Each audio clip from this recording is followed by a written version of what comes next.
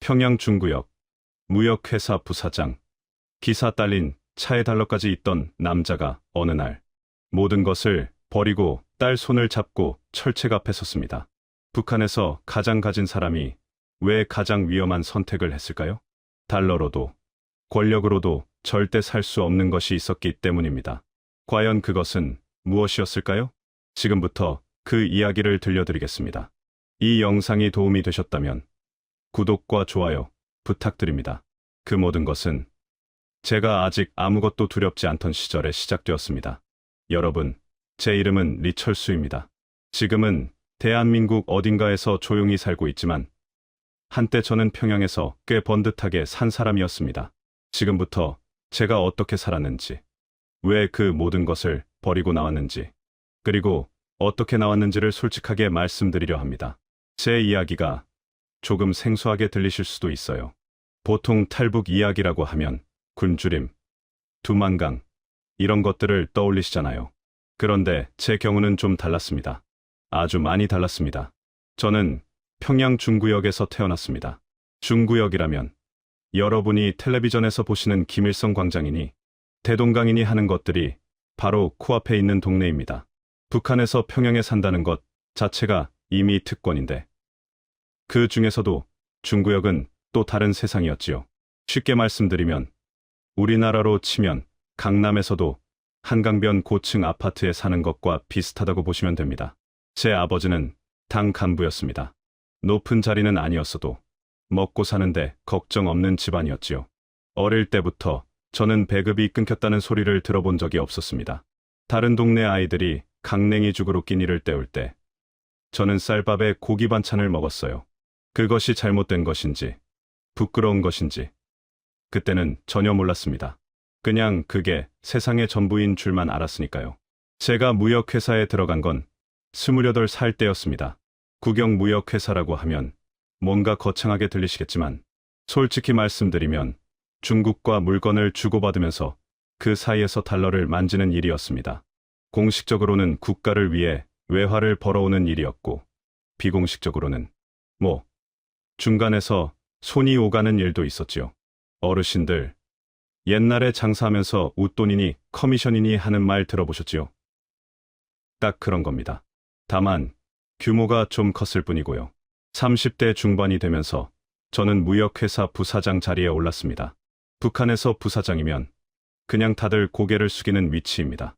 보위부 간부들하고도 술 한잔 하는 사이였고 평양 시내 특별 공급소에서 외국산 물건도 살 수 있었어요. 비누 하나도 중국제, 담배 한 갑도 외국 담배였습니다. 아내 순이는 그게 그렇게 좋았는지 가끔 주변 친구들한테 자랑도 하고 그랬어요. 딸 은별이가 태어난 건 제가 31살 때였습니다. 어르신들, 자식이라는 게 참 묘하지 않습니까? 태어나는 순간부터 그냥 모든 게 달라지잖아요. 눈에 넣어도 안 아프다는 말이 뭔지 은별이를 보면서 처음 알았습니다. 영리한 아이였어요.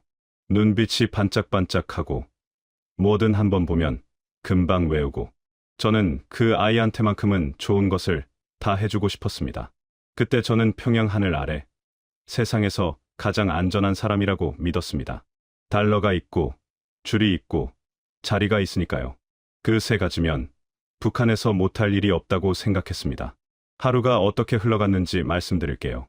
아침에 일어나면 회사 차가 집 앞에 옵니다. 기사가 따로 있었거든요. 출근해서 중국 쪽 거래처와 통화하고 오후에는 관련 기관 간부들 만나서 식사하고 저녁에는 평양 중심가 식당에서 술 한잔. 뇌물이라는 표현이 좀 그렇습니까만 우리끼리는 그냥 인사비라고 불렀습니다. 이 사람한테 얼마, 저 사람한테 얼마. 보위부 요원이 나타나면 봉투 하나 쥐어주면 그냥 돌아갔고 세관에서 물건이 걸리면 담당자 손에 달러 몇 장 올려놓으면 눈 감아뒀습니다. 여러분도 아시다시피 돈이라는 게 원래 그렇잖아요. 어느 사회에서나 돈이 통하는 곳이 있습니다. 그런데 북한은 조금 더 노골적이었다고나 할까요? 대놓고 달러 내밀면 대놓고 받아가는 그런 식이었습니다. 수령님이 어떠니, 당이 어떠니 하면서도 뒤에서는 다들 달러 세는 소리가 요란했지요.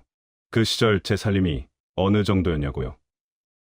집에 텔레비전이 2대 있었습니다. 평양에서도 흔한 일이 아니었어요. 냉장고도 있었고 중국에서 들여온 전기밥솥도 있었습니다. 아내 순이는 가끔 장마당에 나가 중국산 화장품을 사오곤 했는데, 장마당이라고 하면 어르신들, 우리나라 재래시장 같은 곳이라고 생각하시면 됩니다. 다만 거기서 팔리는 물건 중에 외국산이 많고 가격은 달러로 흥정하는 경우가 많다는 게 좀 다르지요. 은별이 학교 준비물이며 책가방이며 다 제일 좋은 것으로 사줬습니다. 학교 선생님들한테도 명절 때면 빠지지 않고 인사를 챙겼어요. 그러면 선생님들이 은별이를 예뻐해 주시고 발표도 많이 시켜주시고, 지금 생각하면 좀 씁쓸하기도 합니다만 그때는 그게 자식 사랑이라고 생각했습니다. 아이를 위해서라면 뭐든 한다는 게 부모 마음 아니겠어요. 그 마음만큼은 남쪽이든 북쪽이든 다를 바 없다고 생각합니다. 회사 일이 잘 풀리는 날이면 집에 일찍 들어와서 은별이랑 대동강변을 걷기도 했습니다. 강바람이 시원한 저녁이면 아이가 제 손을 꼭 잡고 걸었어요. 그때 은별이가 저한테 물었습니다. 아빠, 우리 남쪽 사람들은 어떻게 살아? 저는 아무 생각 없이 대답했지요. 거지처럼 산다. 미제 놈들한테 착취당해서 다들 굶는다고. 학교에서 배운 대로 그냥 말했던 겁니다. 그때는 그게 사실인 줄 알았으니까요. 은별이는 그럼 우리가 훨씬 잘 사네 하고는 강물을 내려다봤습니다. 그런데 그 평온한 일상 속에 아주 작은 균열이 생기기 시작한 건 그로부터 얼마 지나지 않아서였습니다. 무역 일을 하다 보면 중국 사람들을 만날 일이 많습니다. 중국 측 거래처 사람들인데 처음에는 그냥 사업 파트너 정도로만 생각했지요. 그런데 어느 날 그 중 한 명이 슬쩍 제 귀에 대고 속삭이는 거예요. 중국 핸드폰 하나를 내밀면서 거기 담긴 영상을 보라는 겁니다. 저는 사무실 구석에서 혼자 그 영상을 봤습니다. 한국 드라마였습니다. 여러분은 드라마 하나가 사람 생각을 바꿀 수 있다고 믿으십니까? 저는 그전까지 그런 거 믿지 않았습니다. 그런데 그 드라마 속에는 제가 학교에서 배운 것과 전혀 다른 세상이 펼쳐져 있었어요. 사람들이 환하게 웃으면서 먹고 싶은 것 먹고, 가고 싶은 곳 가고, 하고 싶은 말 하고, 거리에는 차가 넘쳐나고, 마트에는 물건이 산처럼 쌓여 있고, 거지처럼 사는 사람들이 저보다 훨씬 잘 먹고 잘 입고 있었습니다. 저는 핸드폰을 꺼버리고 한동안 멍하니 앉아 있었습니다. 뭔가 이상했습니다. 분명히 이상했습니다. 그런데 그게 뭔지는 그때는 아직 말로 표현할 수가 없었습니다. 그냥 마음 한구석에 작은 돌멩이 하나가 굴러 들어온 것 같은 느낌이었습니다. 그 돌멩이가 나중에 얼마나 크게 굴러갈지는 그때는 꿈에도 몰랐지요. 그 모든 것이 흔들리기 시작한 건 어느 가을 오전이었습니다. 저는 그날도 평소처럼 출근했습니다. 회사 차를 타고 기사가 틀어놓은 라디오에서 혁명가요가 흘러나오는 걸 들으면서 창밖으로 평양거리를 내다봤지요. 아침 햇살이 좋은 날이었어요. 대동강 물이 반짝이고 출근길 사람들이 바삐 움직이고 그냥 늘 보던 평양의 아침이었습니다. 그런데 회사에 도착하니 분위기가 이상했습니다. 직원들이 삼삼오오 모여서 귓속말을 하다가 제가 들어서자 뚝 멈추는 겁니다. 누가 먼저 말을 꺼내지도 않았어요. 그냥 다들 눈만 마주치고 고개를 돌렸습니다. 어르신들, 그런 분위기 아시잖아요. 뭔가 큰일이 났는데 아무도 먼저 말하기 싫어하는 그 공기. 저는 직감적으로 알았습니다. 좋은 소식이 아니라는 걸. 부사장실에 앉아 차 한 잔 받았을 때 부하 직원 하나가 문을 조심스럽게 열고 들어왔습니다. 최성철이라는 친구였는데 평소에 말이 많고 활달한 녀석이었어요. 그런데 그날은 입술이 바짝 말라 있었고 눈빛이 뭔가 흔들렸습니다. 그 친구가 제 귀에 대고 아주 작게 말했습니다. 부사장 동지, 박동무가 어제 처형됐습니다. 저는 찻잔을 내려놓았습니다. 천천히, 소리 나지 않게. 박영철. 나이는 저보다 5살 위였고 무역회사에서 10년 넘게 같이 일한 선배였습니다. 저한테 처음 달러 세는 법을 가르쳐준 사람이고 중국 거래처 연결을 도와준 사람이기도 합니다. 술 한잔하면 노래를 잘 불렀어요. 목소리가 굵고 좋아서 술자리에서 한 곡 뽑으면 다들 박수를 쳤지요.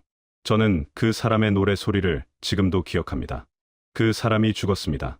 제목은 반영명적 경제 범죄였다고 했습니다. 외화를 빼돌리고 불순 자료를 유포했다는 거였어요. 그런데 여러분, 그 제목이 저한테는 너무나 낯익은 것이었습니다. 왜냐면 박영철이 한 일들을 저도 똑같이 했거든요. 달러 환전, 중간 커미션, 중국산 물건 빼돌리기. 그 사람이 한 일은 제가 한 일이고, 제가 한 일은 그 사람이 한 일이었습니다. 우리 무역회사에서 그걸 안 한 사람이 없었어요. 그런데 왜 그 사람만 잡혀갔을까요? 최성철이 나간 뒤 저는 한참 동안 창밖을 바라봤습니다. 사무실 창문 너머로 평양 시내가 보였는데 그날따라 그 거리가 낯설게 보였어요. 늘 보던 건물들인데 갑자기 마치 무대 세트 같다는 느낌이 들었습니다. 그 속에서 사람들이 움직이고 있는데 언제든 세트가 무너지면 다 끝이라는 느낌. 나중에 흘러나온 소문을 들었습니다. 박영철 선배가 윗선 간부 하나와 사업 지분 문제로 틀어졌다고 했어요. 돈 때문에 싸웠고 그 간부가 보위부에 찔렀다는 겁니다. 제목은 나중에 갖다 붙인 것이고 진짜 이유는 그거였다는 거지요. 어르신들, 이런 이야기 들으면 어떠세요? 권력 있는 사람한테 밉보이면 그냥 죽는 겁니다. 죄가 있어서가 아니라 거슬려서. 저는 그날 저녁 집에 와서 밥을 제대로 못 먹었습니다. 아내 순이가 눈치를 채고 무슨 일 있어요? 하고 물었는데 저는 아무것도 아니야 하고 그냥 방으로 들어가 버렸어요. 은별이가 숙제를 가져와서 아빠, 이것 좀 봐줘 했는데 저는 그 작은 얼굴을 보다가 갑자기 가슴이 꽉 막히는 것 같았습니다. 이 아이는 지금 북한에서 자라고 있구나. 이 아이 미래는 내가 지켜줄 수 있는 게 아니구나. 그 뒤로 몇 주가 지나면서 저는 서서히 눈이 떠지기 시작했습니다. 전에는 그냥 지나쳤던 것들이 보이기 시작했어요. 출근길에 마주치는 사람들의 얼굴. 다들 고개를 숙이고 걷고 눈을 잘 안 마주칩니다. 말을 할 때도 주변을 먼저 살피고 나서 하지요. 어르신들, 예전 우리나라 권위주의 시절에도 그런 분위기가 있었다고 하잖아요. 그런데 북한은 그보다 훨씬 심했습니다. 밥 먹다가도 하던 말 멈추고 이웃집 발소리가 들리면 목소리를 낮추는 것이 몸에 배어 있었으니까요. 장마당에 나가면 물가가 하루가 다르게 뛰었습니다. 쌀 1kg에 얼마냐고요? 그때 북한 돈으로는 일반 노동자 한 달치 월급 가지고도 쌀 몇 킬로그램 못 사는 수준이었어요. 저야 달러가 있으니까 큰 문제 없었지만 평범하게 사는 사람들은 어떻게 살겠습니까? 그 생각을 그전에는 한 번도 안 해봤는데 박영철 선배가 죽고 나서 처음으로 해봤습니다. 예전에 중국 거래처 사람이 보여준 한국 드라마가 자꾸 머릿속에 떠올랐습니다. 거기 나오는 사람들은 저처럼 달러가 있어서 잘 사는 게 아니었어요. 그냥 평범한 사람들이 평범하게 잘 먹고 잘 입고 있었습니다. 국가가 허락해서가 아니라 그냥 자기가 번 돈으로 자기가 원하는 것을 사는 사람들. 그게 왜 그렇게 낯설게 보였을까요? 왜 저는 그 장면을 보면서 이상하다고 느꼈을까요? 답은 간단했습니다. 저는 태어나서 한 번도 진짜 자유가 어떤 건지 본 적이 없었던 겁니다. 박영철 선배의 처형 소식이 있고 나서 한 달쯤 됐을까요? 저는 무역회사 동료들과 저녁 자리가 있었습니다. 밥 먹고 술 마시면서 다들 별 얘기 없이 웃고 떠들었는데 술이 좀 오르자 누군가가 아주 낮은 목소리로 말했습니다. 우리도 언제 저렇게 될지 모른다. 그 말이 떨어지자 테이블이 갑자기 조용해졌어요. 누구도 반박하지 않았습니다. 다들 잔만 들여다봤지요. 그게 더 무서웠습니다. 틀렸다고 말하는 사람이 한 명도 없다는 것이. 집에 걸어오는 길에 저는 하늘을 올려다봤습니다. 평양 밤하늘에는 별이 잘 보입니다. 전기가 자주 끊기는 도시라서 불빛이 없는 만큼 별은 밝거든요. 저는 그 별들을 보면서 처음으로 이런 생각을 했습니다. 이 나라에서 나는 과연 안전한가? 달러가 있고 줄이 있고 자리가 있으면 안전하다고 믿었는데 박영철 선배도 그 세 가지 다 있었습니다. 그런데 어느 날 아침 그냥 없어져 버렸어요. 윗사람 한 명이 손가락질 한 번 하면 그냥 끝이었습니다. 그 밤 저는 오래도록 잠을 이루지 못했습니다. 옆에서 순이가 곤히 자고 있었고 건넌방에서는 은별이 숨소리가 들렸어요. 저는 천장을 바라보면서 생각했습니다. 이 아이를 이 나라에서 계속 키울 수 있을까? 그 질문이 처음 생긴 날 밤이었습니다. 그 질문은 그 뒤로 한동안 저를 놓아주지 않았습니다. 사람이 무너지는 건 한 번에 일어나지 않습니다. 조금씩, 조금씩 버티던 것들이 하나씩 빠져나가면서 결국 더 이상 서 있을 수 없게 되는 거지요. 저한테 그 시간이 찾아온 건 박영철 선배가 죽고 나서 약 1년이 지났을 무렵이었습니다. 겉으로 보면 저는 여전히 무역회사 부사장이었고 차도 있고 집도 있고 달러도 있었습니다. 그런데 속은 이미 많이 흔들리고 있었어요. 그 흔들림이 본격적으로 커진 건 동료 2명이 연달아 사라지면서부터였습니다. 첫 번째는 강명호라는 친구였어요. 저보다 2살 아래였고 같은 무역회사에서 중국 쪽 물류를 담당하던 사람이었습니다. 어느 날 아침 출근을 안 했는데 그게 끝이었어요. 자리가 그냥 비어 있는 겁니다. 아무도 어디 갔냐고 묻지 않았어요. 물으면 안 된다는 걸 다들 알고 있으니까요. 두 번째는 한 달 뒤였습니다. 오래된 선배 직원 하나가 또 사라졌어요. 이번에도 설명 없이 그냥 없어졌습니다. 3명이 연거푸 사라지고 나니까 남은 사람들 분위기가 어떠했겠어요. 다들 출근해서 일은 하는데 눈빛이 달랐습니다. 말수가 줄었고 점심도 혼자 먹는 사람들이 늘었어요. 회의할 때 의견을 내는 사람이 없어졌습니다. 뭔가 잘못되고 있다는 걸 다들 느끼는데 누구도 입 밖에 내지 않는 분위기. 어르신들, 그 답답함이 상상이 되십니까? 마치 방 안에 연기가 차는데 다들 아무렇지 않은 척 앉아 있는 것 같았습니다. 그 무렵 아내 순이가 먼저 말을 꺼냈습니다. 저녁을 먹고 나서 은별이가 숙제하러 방에 들어간 뒤였어요. 순이가 밥상을 치우다가 멈추더니 저를 바라봤습니다. 평소에 조용하고 말이 없는 사람인데 그날은 눈빛이 달랐어요. 뭔가 오래 참았다가 꺼내는 눈빛이었습니다.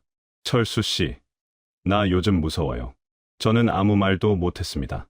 회사 사람들 자꾸 없어지잖아요. 강명호 씨도 그렇고 최 선배도 그렇고 우리는 괜찮은 거예요? 저는 괜찮아. 걱정 마. 하고 말하려다가 입을 다물었습니다. 그 말이 목구멍에서 나오질 않았어요. 괜찮다는 말을 하려면 제가 먼저 괜찮다고 믿어야 하는데 솔직히 저도 몰랐거든요. 우리가 괜찮은지 아닌지를. 순이가 다시 말했습니다. 은별이 생각도 해야 하지 않아요? 그 말에 저는 아무 대꾸도 못했습니다. 그냥 창밖을 바라봤어요. 밤이 깊은 평양 거리에 가로등, 불빛이 희미하게 흔들리고 있었습니다. 전기가 약한 날이었거든요. 그 흔들리는 불빛을 보면서 저는 이 집도 저 불빛처럼 언제 꺼질지 모른다는 생각을 했습니다. 그러던 어느 날 일이 터졌습니다. 보위부 요원 2명이 무역회사로 찾아왔습니다. 저를 찾는 건 아니었어요. 다른 직원 서류를 조사하러 왔다고 했지요. 그런데 그들이 사무실을 돌아다니면서 직원들한테 이런저런 질문을 하는 걸 보는데 제 심장이 이상하게 뛰기 시작했습니다. 예전이라면 저는 그냥 부사장실에 앉아서 차 한잔하며 기다렸을 겁니다. 보위부 요원이 와도 제가 뇌물 관계로 연결된 위쪽 간부만 있으면 문제없다고 생각했으니까요. 그런데 그날은 달랐습니다. 요원들이 사무실에 있는 동안 저는 계속 어딘가 모르게 불안했어요. 혹시 저한테도 올까봐, 혹시 제 이름이 어딘가에 올라가 있는 건 아닐까 싶어서 그 전까지는 한 번도 그런 생각을 안 했는데 그날 처음으로 제가 아무리 돈이 많고 줄이 있어도 보위부 앞에서는 그냥 한 명의 인민일 뿐이라는 게 실감이 났습니다. 요원들이 나간 뒤 저는 화장실에 들어가서 찬물로 세수를 했습니다. 거울 속에 제 얼굴이 보였는데 낯설었어요. 언제부터 이렇게 됐나 싶었습니다. 뺨이 야위어 있었고 눈 밑이 거무스름했어요. 잠을 못 자고 있었거든요. 꽤 오랫동안. 그 무렵 은별이한테 이상한 일이 생겼습니다. 학교에서 돌아온 은별이 얼굴이 어두웠어요. 14살짜리 아이치고는 너무 표정이 무거웠습니다. 제가 물었지요. 학교에서 무슨 일 있었어? 아이는 처음에 아무것도 아니야 하고 넘어가려다가 결국 말했습니다. 선생님이 오늘 나한테 아버지 직장 물어봤어. 요즘 어떻게 지내냐고. 저는 그 말을 듣는 순간 밥숟가락을 놓았습니다. 북한에서 선생님이 아이한테 아버지 직장을 물어보는 건 그냥 안부 인사가 아닙니다. 어르신들, 감이 오시죠? 위에서 뭔가 체크가 들어오고 있다는 신호일 수 있어요. 학교를 통해서 가정을 들여다보는 방식 중 하나거든요. 저는 아무렇지 않게 그냥 물어본 거겠지 하고 말했지만 속은 이미 식어 있었습니다. 그날 밤 저는 다시 잠을 못 잤습니다. 자꾸 이런 생각이 드는 겁니다. 내가 버티면 얼마나 버틸 수 있을까? 달러로 막을 수 있는 선이 어디까지일까? 박영철 선배도 달러 있었고 강명호도 나름 줄 있었는데 결국 다 끌려갔습니다. 저라고 다를 이유가 있을까요? 없었습니다. 솔직히 없었어요. 어르신들, 사람이 결단을 내리는 순간이라는 게 대단히 극적인 장면에서 오는 게 아니더라고요. 저한테는 그게 아주 사소한 순간에 찾아왔습니다. 새벽에 잠이 깨서 부엌에 물 마셔 나가는데 은별이 방문 틈 사이로 불빛이 새어나왔습니다. 들여다봤더니 아이가 이불 덮고 누워서 천장을 바라보고 있었어요. 자는 줄 알았는데 안 자고 있었던 겁니다. 14살짜리가 새벽에 혼자 누워서 천장 보고 있는 모습이 어쩐지 너무 쓸쓸해 보였습니다. 제가 문을 두드리며 왜 안 자?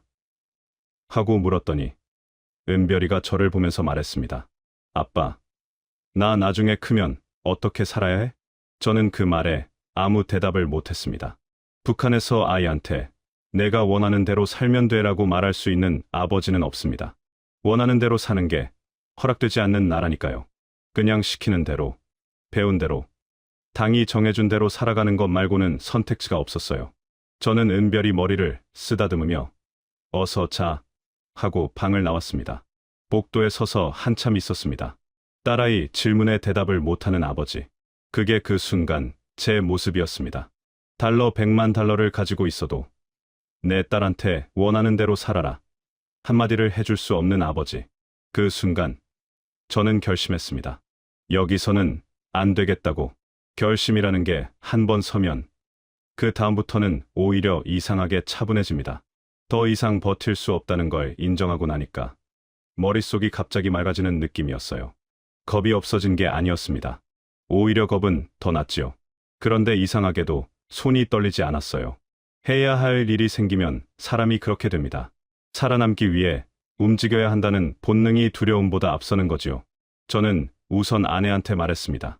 은별이가 학교 간 사이에 둘이 마주 앉아서 순이는 제 말을 끝까지 듣더니 한동안 아무 말이 없었어요. 창밖을 바라보다가 손을 꼭 쥐었다가 다시 풀었다가 그러다가 아주 조용하게 물었습니다. 언제요? 저는 최대한 빨리라고 했습니다. 순이가 고개를 끄덕였어요. 울지 않았습니다. 저는 그게 더 마음이 아팠어요. 눈물이라도 흘리면 제가 뭔가 위로라도 할 텐데. 그냥 담담하게 고개를 끄덕이는 모습이 그 사람도 이미 오래전부터 각오를 하고 있었던 거겠지요. 그냥 제가 먼저 말해주기를 기다리고 있었던 겁니다. 준비는 조심스럽게 시작해야 했습니다. 북한에서 탈북을 준비한다는 건 발각되는 순간 끝이에요. 본인만 끝나는 게 아니라 가족 전체가 끝납니다. 그러니까 아무것도 티가 나면 안 됩니다. 출근도 평소처럼 하고 밥도 평소처럼 먹고 이웃집 사람 만나면 평소처럼 웃으면서 인사해야 합니다. 속으로는 탈출 계획을 짜면서 겉으로는 아무 일 없는 사람처럼 살아야 하는 거예요. 그 이중 생활이 쉬울 것 같지만 정말 힘들었습니다. 가장 먼저 한 건 돈 정리였습니다. 제가 그동안 모아둔 돈이 달러로 따지면 상당한 금액이었어요. 집 안 여러 군데에 나눠서 숨겨두고 있었는데 그걸 갖고 나가려면 들키지 않게 분산해야 했습니다. 달러 현금은 일부 옷 안감 사이에 꿰매 넣었고 금반지와 금덩어리는 따로 챙겼어요. 북한 밖에서는 금이 현금보다 오히려 더 쓸모 있는 경우가 있거든요. 국경에서 병사들 매수할 때도 중국 나가서 급할 때도 금은 어디서나 통하니까요. 은별이한테는 아무 말도 안 했습니다. 14살이면 어리지 않은 나이지만 아이한테 이런 걸 알려주면 학교에서 실수로 말이 새어나갈 수 있어요. 북한 학교에서는 선생님이 아이들한테 부모 이야기를 유도해서 물어보는 경우가 있습니다. 그러니까 아이는 모르는 편이 오히려 안전했어요. 그 선택이 맞는지 틀린지 지금도 가끔 생각합니다. 딸한테 진실을 숨기면서 데리고 나온 아버지가 과연 잘한 건지. 브로커를 찾는 건 제가 직접 하지 않았습니다. 무역 일을 오래 하다 보면 여러 종류의 사람들을 알게 됩니다. 공식적으로는 말할 수 없는 일들을 처리해주는 사람들이요. 저는 그 중에 한 명을 통해서 조심스럽게 연락을 넣었어요. 브로커라는 표현보다는 뭐든 돈 주면 해결해주는 사람이라고 하면 맞겠지요. 그 사람은 제 이야기를 듣더니 잠시 생각하다가 말했습니다. 돈 얼마나 됩니까? 저는 대충 이야기했습니다. 그러자 그 사람 표정이 달라졌어요. 아주 조금이지만 눈빛이 밝아졌습니다. 돈 냄새를 맡은 사람의 눈빛이라는 게 있거든요. 저는 무역 일을 오래 해서 그 눈빛을 잘 압니다. 그 사람이 설명해 줬습니다. 국경 쪽에 연결된 사람들이 있다고. 경비대 병사들 중에 돈을 받고 눈 감아주는 사람들이 있는데 그냥 눈 감아주는 게 아니라 직접 길을 열어주는 사람들까지 있다고. 다만 그게 일반 탈북자들 수준의 돈으로는 안 된다고 했습니다. 제가 가진 돈 수준이라면 얘기가 달라진다고. 저는 그 말을 듣고 씁쓸하게 웃었습니다. 결국 여기서도 돈이었어요. 수령님 사진 붙여놓고 당의 위대함을 노래하면서도 결국 달러 앞에서는 다 똑같은 겁니다. 총든 병사도 계급장 달린 소대장도 날짜를 잡는데 약 2달이 걸렸습니다. 그 2달 동안 저는 겉으로는 아무렇지 않게 회사를 다녔어요. 심지어 보위부 간부들 모임에도 나가서 술을 마셨습니다. 웃으면서 건배하면서 속으로는 며칠 후면 이 나라를 뜬다는 생각을 하면서 그 이중적인 시간이 얼마나 고통스러웠는지 모릅니다. 웃음 하나하나가 연기였고 말 한마디 한마디가 계산이었으니까요. 순이는 여행 가는 것처럼 짐을 꾸리라고 했습니다. 아이한테도 그렇게 말했어요. 우리 잠깐 여행 가자. 짐 좀 챙겨. 은별이는 별 의심 없이 좋아했어요. 평양 밖으로 나가는 게 흔한 일이 아니니까 신이 나서 이것저것 챙기려 하더라고요. 그 모습을 보면서 저는 마음이 아팠습니다. 이 아이는 지금 여행 간다고 생각하는데 이게 이 집에서의 마지막 밤이라는 걸 모르고 있으니까요. 출발 전날 밤 저는 혼자 나갔습니다. 평양 외곽에 부모님 산소가 있었어요. 두 분 다 일찍 돌아가셨는데 제가 틈틈이 찾아가서 인사를 드리던 곳이었습니다. 그날 밤 저는 산소 앞에 쪼그리고 앉아서 한참 있었어요. 뭔가 대단한 말을 드리려고 했는데 막상 앉으니까 아무 말도 안 나왔습니다. 그냥 오래 앉아 있었어요. 아버지, 저 갑니다. 다시는 못 올 수도 있습니다.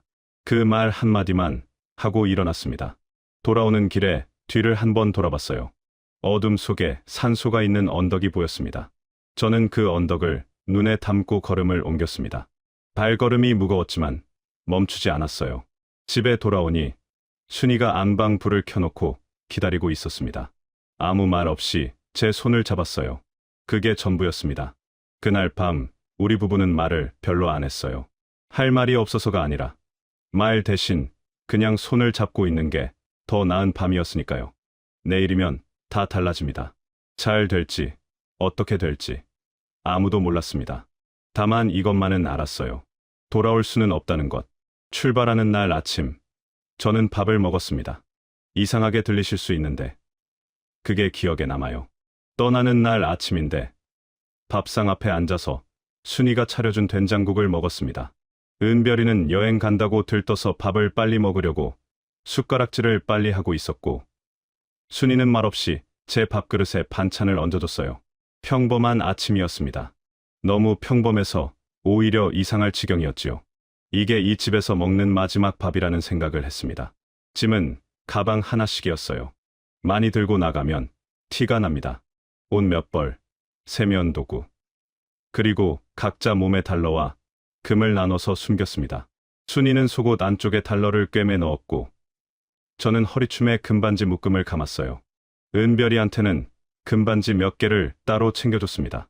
아이 옷 안감에 제가 직접 바느질을 해서 넣었어요. 바느질을 제대로 해본 적이 없는데 그날따라 손이 떨리지 않았습니다. 브로커가 차를 가져왔습니다. 낡은 트럭이었어요. 뒤에 짐칸이 있는 화물차였는데 우리 셋은 짐칸 구석에 자리를 잡았습니다. 은별이가 아빠, 왜 트럭이야? 하고 물었는데 저는 이 길이 더 빠르대 하고 얼버무렸습니다. 아이가 고개를 끄덕였어요. 믿어줬습니다. 그 믿음이 고마웠고 동시에 아팠습니다. 트럭이 움직이기 시작했습니다. 평양 시내를 벗어나면서 저는 창틈으로 바깥을 봤습니다. 거리가 뒤로 흘러갔어요. 제가 자란 동네, 다니던 학교 앞길, 아버지 손잡고 걷던 대동강변, 다 뒤로 사라졌습니다. 순이는 눈을 감고 있었어요. 보지 않으려는 것인지, 아니면 너무 봐두고 싶어서 눈을 감아버린 것인지, 저는 묻지 않았습니다. 트럭이 멈춘 건 67시간을 달린 뒤였습니다. 어느새 해가 기울어 있었어요. 브로커가 짐칸 문을 열면서 말했습니다. 여기서 기다리십시오. 우리는 작은 창고 같은 곳으로 안내됐어요. 벽에 기대어 앉아서 기다렸습니다. 은별이는 피곤했는지 제 어깨에 기대서 잠깐 눈을 붙였어요. 그 가벼운 무게가 어깨에 느껴졌습니다. 이 아이를 살려야 한다. 그 생각 하나였습니다. 밤이 깊어지자 브로커가 돌아왔습니다. 준비됐습니다. 우리는 일어섰습니다. 걸어서 이동하는데 1시간쯤 됐을까요? 풀숲과 낮은 언덕을 넘었습니다. 어둠 속에서 발밑을 보며 걸었어요. 은별이 손을 꼭 잡았고 순이는 제 뒤에 바짝 붙어서 걸었습니다. 아무도 말이 없었어요.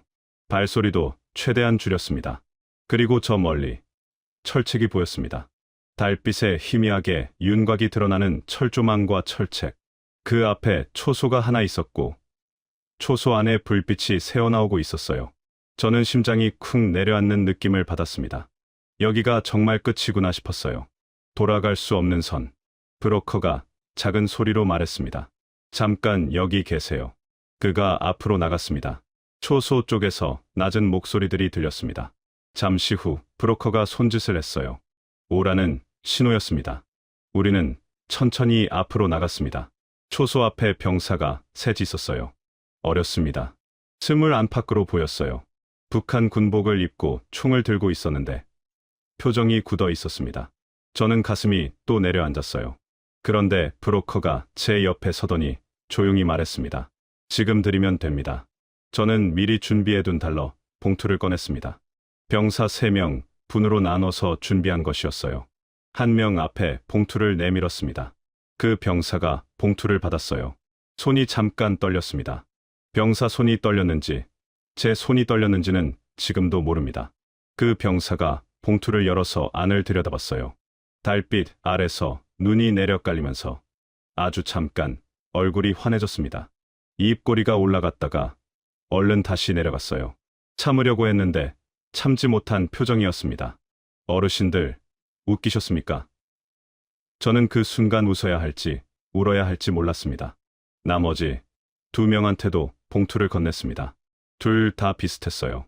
봉투 열어보고 얼굴이 환해지는데 티 낼 수가 없으니까 애써 무표정을 만드는 거지요. 그런데 눈빛이 이미 다 말하고 있었습니다. 고맙습니다. 잘 가십시오. 이렇게. 잠시 후 소대장으로 보이는 사람이 나왔습니다. 나이가 좀 있는 사람이었어요. 30쯤 됐을까요? 그 사람한테는 제가 직접 두툼한 봉투를 건넸습니다. 그 사람이 봤더니 잠깐 무게를 가늠하듯 손에서 들었다 놨다 했어요. 그러고는 저를 한번 봤습니다. 눈이 마주쳤는데 그 사람이 아주 짧게 고개를 끄덕였어요. 그게 신호였습니다. 소대장이 옆으로 걸어가더니 철책 문 옆에 달린 자물쇠를 직접 열었습니다. 철컥. 그 소리가 어찌나 크게 들리던지 사방이 조용한 밤이라서 더 그랬을 겁니다. 철책 문이 안쪽으로 열렸어요. 소대장이 팔을 내밀어서 길을 안내했습니다. 마치 호텔 도어맨처럼 어서 지나가십시오 하는 몸짓으로. 저는 그 순간 황당했습니다. 이게 탈북이 맞나? 정말 이렇게 되는 건가? 은별이 손을 잡고 먼저 문을 통과했습니다. 순이가 뒤따랐어요. 철책 문을 지나는 순간 발밑에 느낌이 달랐습니다. 뭔가가 달라졌다는 걸 온몸으로 느꼈어요. 논리적으로는 그냥 땅인데 이상하게 발바닥으로 다른 느낌이 올라왔습니다. 뒤를 돌아봤습니다. 소대장이 철책 문을 다시 닫고 있었어요. 병사들은 제자리로 돌아가고 있었습니다. 봉투를 받고 나서 그들 어깨가 좀 가벼워 보였습니다. 저는 그 모습을 보면서 생각했어요. 저 친구들도 먹고 살기 힘든 거겠지. 총 들고 철책 지키면서 달러, 봉투 하나에 눈이 환해지는 젊은이들. 그들이 밉지 않았습니다. 그냥 다들 그 체제 안에서 버티고 있는 것뿐이었으니까요. 은별이가 제 손을 꼭 쥐면서 물었습니다. 아빠, 이제 어디가? 저는 앞을 바라보면서 말했습니다. 남쪽으로 간다. 철책 문이 닫히는 소리를 들으면서 저는 앞을 봤습니다. 아무것도 없었습니다. 그냥 어둠이었어요. 달빛, 아래 풀밭과 낮은 구릉이 이어지고 그 너머로 또 어둠이었습니다. 길이 없었어요. 표지판도 없고 불빛도 없고 사람도 없었습니다. 그냥 조용한 땅이었어요. 너무 조용해서 오히려 이상한 그런 고요함이었습니다. 브로커가 낮은 목소리로 말했습니다. 여기서부터는 제가 안내합니다. 절대 제 발자국에서 벗어나지 마십시오. 저는 그 말의 의미를 알았습니다. 지뢰였어요. 어르신들, DMZ라는 곳이 어떤 곳인지 아시지요? 남북이 나뉜 뒤로 수십 년 동안 사람 손이 닿지 않은 땅입니다. 그 안에 지뢰가 얼마나 묻혀 있는지는 아무도 정확히 모른다고 하지요. 저는 그 사실을 머릿속으로는 알고 있었는데 막상 그 땅 위에 서니까 발바닥이 달랐습니다. 한 걸음 한 걸음 내디딜 때마다 이게 마지막 발걸음이 될 수도 있다는 생각이 발끝에서 올라왔어요. 은별이 손을 더 꽉 잡았습니다. 브로커가 앞장서서 걸었습니다. 걸음이 느렸어요. 일부러 천천히 걷는 거였습니다. 발을 어디에 딛는지 하나하나 확인하면서 저는 그 발자국만 바라보며 따라 걸었어요. 순이는 제 뒤에서 제 옷자락을 살며시 잡고 걸었습니다. 아무 말도 없었어요. 숨소리조차 크게 내지 않으려고 다들 입을 다물고 있었습니다. 풀이 무릎까지 올라오는 구간이 있었어요. 오래된 풀이었습니다. 사람이 밟지 않아서 키가 크고 억센 풀이었는데 그 사이를 헤치고 나가는데 발이 잘 안 보였어요. 저는 그 구간에서 발을 내디딜 때마다 숨을 참았습니다. 은별이도 느꼈는지 한마디도 안 하고 제 손만 꼭 쥐고 걸었어요. 평소에 말 많고 질문 많은 아이인데 그 길에서는 한마디도 안 했습니다. 아이도 본능적으로 알았던 거겠지요. 지금은 조용히 걸어야 한다는 걸. 작은 개울이 하나 있었습니다. 폭이 넓지는 않았어요. 어른 보폭으로 두세 걸음이면 건널 수 있는 크기였는데 브로커가 건너는 지점을 꼼꼼히 살피더니 돌 하나를 밟고 건넜습니다. 저도 그 돌을 밟고 건넜어요. 순이가 건널 때 발이 살짝 미끄러졌는데 제가 팔을 잡아뒀습니다. 그 짧은 순간의 심장이 얼마나 쿵쾅거렸는지 몰라요. 개울을 건너고 나서 은별이가 처음으로 속삭였습니다. 아빠, 여기 뭔가 이상해. 저는 괜찮아. 다 왔어. 하고 말했습니다. 거짓말이었어요. 아직 멀었습니다. 그런데 그 말 말고는 달리 해줄 말이 없었어요. 1시간쯤 걸었을까요? 브로커가 갑자기 손을 들어 멈추라는 신호를 했습니다. 우리는 그 자리에 굳어버렸어요. 브로커가 귀를 기울이는 모습이었습니다. 저도 귀를 세웠어요. 멀리서 소리가 들렸습니다.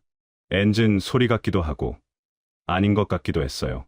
바람 소리인지 뭔지 확실하지 않았습니다. 우리는 풀숲에 낮게 앉아서 기다렸어요. 얼마나 기다렸는지 모릅니다. 5분인지 10분인지 시간이 늘어지는 느낌이었어요. 은별이가 제 팔을 꼭 끌어안고 있었고 순이는 눈을 감고 있었습니다. 소리가 멀어졌습니다. 브로커가 다시 앞장서서 걷기 시작했어요. 저도 일어났습니다. 무릎이 약간 떨렸어요. 나이 탓인지 긴장 탓인지 그 길을 걸으면서 이상한 생각이 들었습니다. 이 땅이 참 아름답다는 거였어요. 웃기지요. 지뢰가 묻혀있는 땅을 걸으면서 아름답다는 생각이 들다니. 그런데 정말 그랬습니다. 수십 년 동안 사람 손이 안 닿은 땅이라 그런지 풀이며 나무며 그냥 제멋대로 자라 있었어요.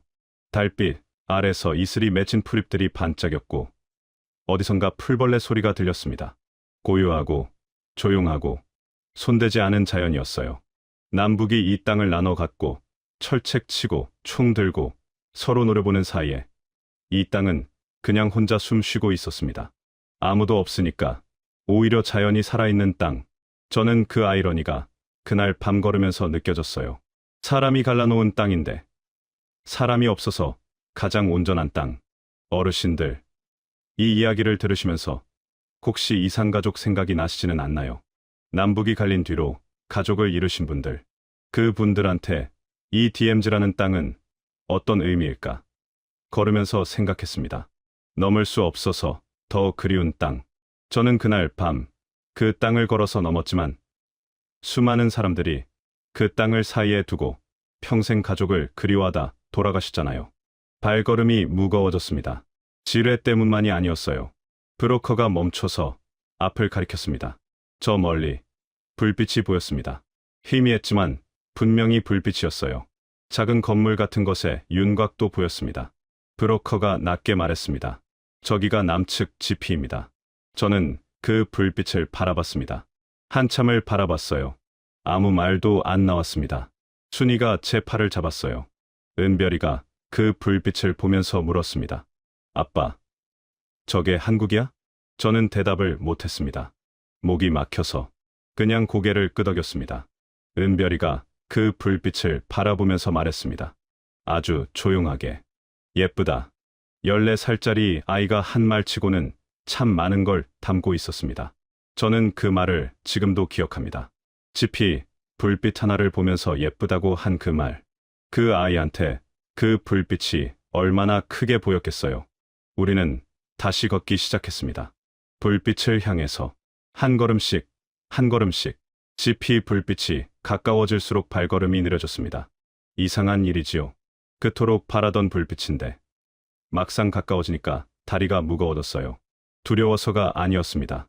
정확히 말하면 이게 진짜 현실이라는 게 실감이 안 나서였어요. 꿈인지 생시인지 모르는 그 느낌. 너무 오래 긴장하고 너무 오래 참아온 탓인지 막상 다 왔다 싶으니까 몸이 먼저 멈추려 하는 거였습니다. 브로커가 속삭였어요. 이제 저는 여기까지입니다. 저는 그 사람을 돌아봤습니다. 어둠 속에 서 있는 그 사람 얼굴이 잘 안 보였어요. 저는 마지막 봉투를 건넸습니다. 그 사람이 받으면서 짧게 말했습니다. 잘 되실 겁니다. 그게 전부였어요. 악수도 없었고 긴 인사도 없었습니다. 그 사람은 왔던 방향으로 돌아서서 어둠 속으로 사라졌어요. 발소리도 없이 우리 셋만 남았습니다. 저는 순이와 은별이를 바라봤습니다. 순이 얼굴이 창백했어요. 며칠째 제대로 못 잔 얼굴이었고 머리카락이 흐트러져 있었습니다. 그런데 눈빛은 이상하게 맑았어요. 다 왔다는 걸 느끼는 눈빛이었습니다. 은별이는 지피 쪽을 바라보고 있었어요. 그 불빛을 눈에 담으려는 듯이 깜박이지도 않고 바라보고 있었습니다. 제가 말했습니다. 손 들고 천천히 걸어가자. 뛰면 안 된다. 둘이 고개를 끄덕였어요. 우리는 손을 들었습니다. 셋이 나란히 두 손을 위로 올리고 지피를 향해 걷기 시작했어요. 풀숲을 헤치고 낮은 언덕을 넘어서 불빛이 점점 커졌습니다. 건물 윤곽이 뚜렷해졌어요. 철조망이 보이고 초소가 보이고 그때였습니다. 갑자기 강한 불빛이 우리를 향해 쏟아졌어요. 서치라이트였습니다. 너무 밝아서 눈을 뜰 수가 없었어요. 저는 반사적으로 눈을 찡그리면서도 손을 더 높이 들었습니다. 은별이가 제 팔에 바짝 붙었어요. 순이는 그 자리에 굳어버렸습니다. 확성기에서 소리가 났습니다. 거기 멈춰, 손 들어. 한국말이었습니다. 저는 그 말을 듣는 순간 이상하게 울음이 나오려고 했어요. 한국말, 같은 말인데 억양이 달랐고 단어가 낯설었지만 분명히 같은 말이었습니다. 저는 목소리를 높여서 외쳤어요. 귀순합니다. 북에서 왔습니다. 가족이 셋입니다. 잠시 후 군인들이 나왔습니다. 완전 무장을 하고 있었어요. 총을 겨누고 조심스럽게 다가왔습니다. 저는 손을 내리지 않았어요. 그대로 두 손을 위로 올린 채 서 있었습니다. 은별이도, 순이도 마찬가지였어요. 군인 한 명이 가까이 다가오면서 물었습니다. 무기 있습니까? 없습니다. 가방 안에 뭐가 있습니까? 옷이랑 달러입니다. 그 군인이 잠깐 멈췄어요. 달러라는 말에 살짝 당황한 것 같았습니다. 그러다가 옆에 있던 군인한테 뭐라고 했어요. 저한테는 잘 안 들렸습니다. 그러고는 저한테 다시 물었어요. 셋, 다 북한 주민입니까? 예. 저하고 아내, 딸입니다. 그 군인이 은별이를 봤습니다. 14살짜리 아이가 두 손 들고 서 있는 모습을 보더니 표정이 약간 풀렸어요. 손 내려도 됩니다라고 했습니다. 저는 손을 내렸습니다. 그 순간 다리에 힘이 풀렸어요. 무릎이 꺾이는 것 같았습니다. 저는 그 자리에 주저앉으려다가 겨우 버텼어요. 순이가 제 팔을 잡았습니다. 잡아주지 않았으면 정말 주저앉을 뻔했어요. 군인들이 우리를 지피 안으로 안내했습니다. 작은 건물이었어요. 안으로 들어가니 불이 환했습니다. 오랜만에 보는 밝은 불빛이었어요. 눈이 적응하는데 잠깐 걸렸습니다. 군인 몇 명이 우리를 둘러봤어요. 다들 어리둥절한 표정이었습니다. 이쪽으로 귀순자가 오는 경우가 흔한 일이 아닌 모양이었어요. 누군가가 물을 가져다 뒀습니다. 저는 그 물을 받아서 한 모금 마셨는데 그게 그렇게 좋을 수가 없었어요. 그냥 물인데, 종이컵에 담긴 그냥 물인데 목구멍으로 넘어가면서 눈물이 나왔습니다. 참으려고 했는데 안 됐어요. 순이도 울고 있었습니다. 소리 없이 그냥 눈물이 흘렀어요. 은별이는 울지 않았습니다. 그 아이는 오히려 빛나는 눈으로 지피 안을 둘러보고 있었어요. 처음 보는 것들이 신기한 듯이 구석에 놓인 텔레비전을 보더니 제 옷을 잡아당겼습니다. 아빠, 저거 텔레비전이야? 저는 웃었습니다. 눈물이 나오면서 웃음이 나왔어요. 응, 텔레비전이다. 남쪽 텔레비전은 크네. 군인 중에 나이가 좀 있는 분이 저한테 다가왔습니다. 계급장을 보니 장교였어요. 그분이 물었습니다. 어떻게 오셨습니까? 저는 짧게 대답했습니다. 걸어서 왔습니다. 그분이 저를 봤어요. 뭔가 더 물어보려다가 잠시 멈췄습니다. 제 눈빛에서 뭔가를 읽었는지 더 묻지 않았어요. 그냥 수고하셨습니다 하고 말했습니다. 그 한마디가 이상하게 마음에 꽂혔어요. 수고하셨습니다. 북한에서 그런 말을 들어본 적이 없었습니다. 윗사람이 아랫사람한테 수고했다고 하는 문화가 거기엔 없거든요. 당을 위해서 일하는 것은 당연한 것이지 수고한 것이 아니니까요. 그런데 이 사람은 처음 보는 저한테, 귀순자한테 수고하셨다고 했습니다. 저는 그 말에 또 목이 막혔습니다. 잠시 후 상부에 보고가 들어갔는지 이것저것 절차가 시작됐습니다. 신분 확인, 소지품 확인, 건강 상태 확인. 다들 조심스럽게, 그렇지만 친절하게 대해줬어요. 은별이는 군인 아저씨들이 주는 과자를 받아 먹으면서 언제 그랬냐는 듯이 긴장이 풀려 있었습니다. 순이는 제 옆에 앉아서 아직도 제 손을 놓지 않고 있었어요. 저는 그 좁은 지피 안에 앉아서 창밖을 바라봤습니다. 밖은 아직 어두웠어요. 새벽이 되려면 조금 더 있어야 했습니다. 저 어둠 너머 어딘가에 우리가 걸어온 땅이 있고 그 너머에 평양이 있을 거였어요. 제가 나고 자란 곳, 부모님 산소가 있는 곳, 다시는 못 돌아갈 곳. 이상하게도 그 순간 후회는 없었습니다. 무섭지도 않았어요. 그냥 피곤했습니다. 뼛속까지 피곤한 느낌. 오랫동안 긴장하고, 오랫동안 버티고, 오랫동안 두려워했던 것들이 한꺼번에 몸에서 빠져나가는 것 같았어요. 순이가 제 어깨에 머리를 기댔습니다. 저는 그냥 그대로 있었어요. 밖에서 새벽 바람이 부는 소리가 들렸습니다. 지피, 창문이 살짝 흔들렸어요. 은별이는 어느새 의자에 기대서 잠들어 있었습니다. 과자 봉지를 손에 쥔 채로 저는 그 모습을 바라보면서 생각했습니다. 살았구나. 우리가 살았구나. 한국 땅을 처음 밟은 건 지피 안에서였습니다. 귀순 절차가 끝나고 군 차량에 올라탔을 때 차창 밖으로 새벽 풍경이 흘러갔어요. 아직 어둑한 하늘 아래 도로가 펼쳐졌는데 그 도로가 이상하리만큼 넓고 깨끗했습니다. 북한에서 보던 길과 달랐어요. 차가 달릴수록 불빛이 늘어났고 건물이 높아졌습니다. 은별이는 차창에 얼굴을 바짝 붙이고 바깥을 봤어요. 순이는 제 손을 꼭 쥐고 앞을 바라봤습니다. 아무도 말이 없었어요. 말할 필요가 없었습니다. 창밖이 다 말해주고 있었으니까요. 서울로 올라오면서 고속도로에 들어섰는데 저는 그 순간을 지금도 기억합니다. 새벽 고속도로에 차들이 달리고 있었어요. 이 이른 시간에 이렇게 많은 차가, 불빛이 줄줄이 이어지는 걸 보면서 북한에서 배운 것들이 얼마나 거짓이었는지가 그 한 장면으로 다 보였습니다. 은별이가 차창에서 얼굴을 떼지 않고 말했습니다. 아빠, 저 간판 뭐야? 왜 이렇게 많아? 저도 몰랐습니다. 그냥 많았어요. 뭔가가 너무 많았습니다. 처음 며칠은 솔직히 정신이 없었습니다. 낯선 것들이 너무 많아서 뭘 봐야 할지 몰랐어요. 편의점이라는 곳을 처음 들어갔을 때 저는 입구에서 한참 서 있었습니다. 새벽 2시인데 불이 환하게 켜져 있고 물건이 가득 진열되어 있고 젊은 직원이 어서 오세요 하고 인사를 하는 거예요. 북한에서는 상상도 못할 광경이었습니다. 새벽에 문 열린 가게라는 게 없었으니까요.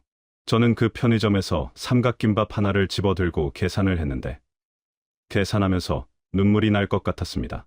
삼각김밥 하나에 눈물이라니 웃기시죠? 그런데 그게 그랬어요. 아무 때나 와서 아무거나 살 수 있다는 그 당연한 것이 저한테는 당연하지 않았으니까요. 마트에 처음 간 날은 더했습니다. 순이가 카트를 밀면서 진열대 사이를 걷는데 걸음을 멈추지 않았어요. 그냥 계속 걸으면서 이것저것 봤는데 얼마나 걸었는지 모릅니다. 쌀 종류만 10가지가 넘었어요. 과자 코너는 한 줄이 끝도 없이 이어졌고 생선 코너에는 싱싱한 것들이 가득 쌓여 있었습니다. 순이가 생선 코너 앞에서 오래 서 있었어요. 아무 말도 안 하고 저는 그 옆에 서서 같이 바라봤습니다. 북한에서 생선 한 마리 사려면 장마당 가서 흥정하고 상태 좋은 걸 고르기도 쉽지 않았는데 여기는 그냥 골라 담으면 됩니다.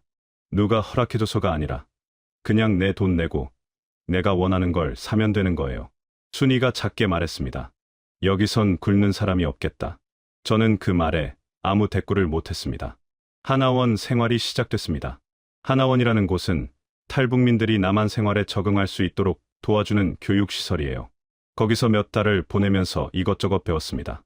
돈 쓰는 법, 대중교통 이용하는 법, 병원 가는 법, 어르신들, 이런 것들이 배울 게 있나 싶으시죠? 그런데 저한테는 다 처음이었어요. 버스 타는 것도, 지하철 노선 보는 것도, 카드로 결제하는 것도 하나하나가 새로웠습니다. 제일 어려웠던 건 말이었어요. 같은 한국말인데 달랐습니다. 발음도 다르고 쓰는 단어도 달랐어요. 처음에 마트 직원이 영수증 드릴까요? 하는데 영수증이라는 단어를 몰랐습니다.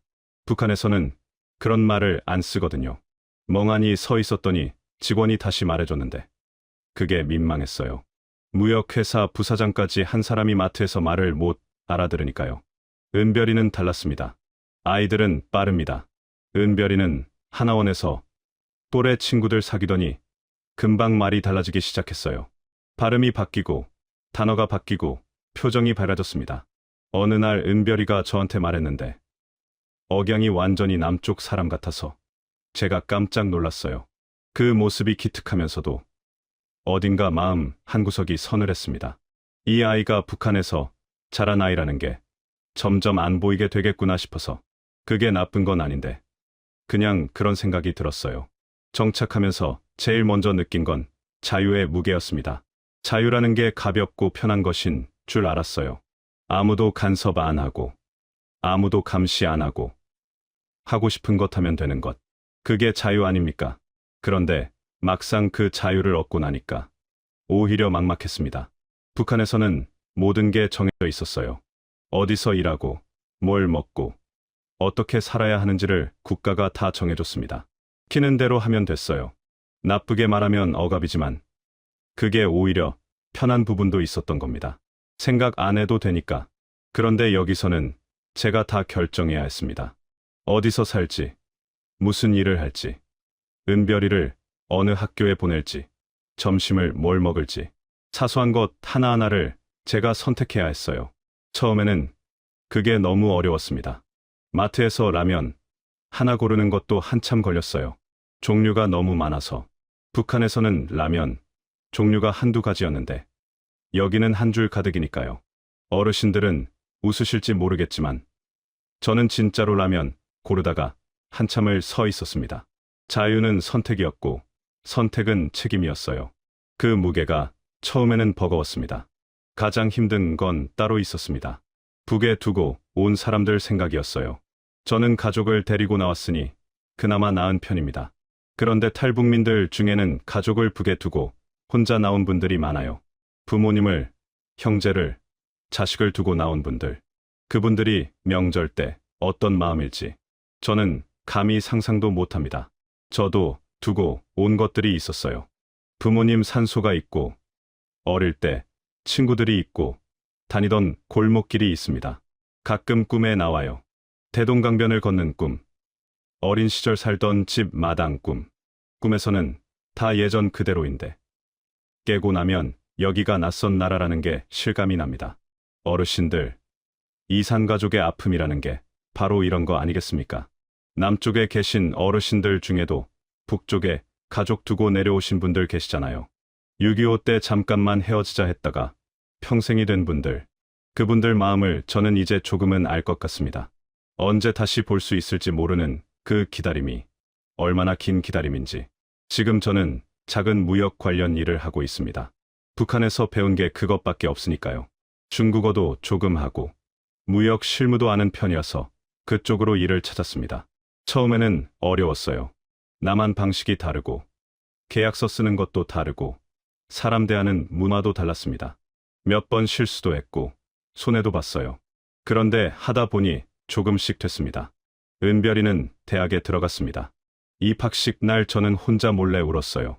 화장실 들어가서 이 아이가 북한에서 자랐으면 어땠을까 생각하면 원하는 걸 공부할 수 없고 성분 때문에 진로가 막히고 미래가 처음부터 정해진 나라에서 그랬으면 은별이는 지금 어떻게 살고 있을까요? 생각하기 싫었습니다. 여기서는 이 아이가 하고 싶은 것을 합니다. 하고 싶은 공부를 하고 가고 싶은 데 가고 만나고 싶은 친구를 만나요. 그게 당연한 건데 저한테는 당연하지 않게 느껴집니다. 아직도요. 마지막으로 한 말씀 드리고 싶습니다. 저는 북한에서 꽤 가진 사람이었습니다. 달러도 있고 자리도 있고 줄도 있었어요. 그런데 그게 다 아무 소용없었습니다. 돈으로 철책 문을 열 수는 있었지만 돈으로 자유를 살 수는 없었어요. 자유는 사는 게 아니라 찾아가는 거더라고요. 발로 걸어서 두 손 들고 무릎이 떨려도 멈추지 않고 어르신들, 자유라는 게 얼마나 소중한 건지 저는 그 땅을 걸으면서 뼛속으로 알았습니다. 우리가 지금 당연하게 누리는 것들, 아무 때나 먹고 싶은 건 먹고 가고 싶은데 가고 하고 싶은 말 하는 것들, 그게 다 누군가가 지켜온 것이고 누군가는 평생 갖지 못한 것입니다. 북쪽에는 아직도 그렇게 사는 사람들이 있어요. 제가 두고 온 나라에 지금 이 순간에도 통일이라는 말을 저는 예전에는 그냥 구호로만 들었어요. 그런데 이제는 다릅니다. 통일이 되면 제가 부모님 산소에 갈 수 있습니다. 어릴 때 뛰어놀던 골목을 걸을 수 있어요. 북쪽에서 힘들게 사는 사람들이 조금이라도 나은 삶을 살 수 있게 됩니다. 우리 세대에 그 날이 왔으면 합니다. 제가 그 날을 볼 수 있으면 좋겠습니다. 여러분도 그 날을 함께 보셨으면 좋겠습니다. 긴 이야기 들어주셔서 고맙습니다.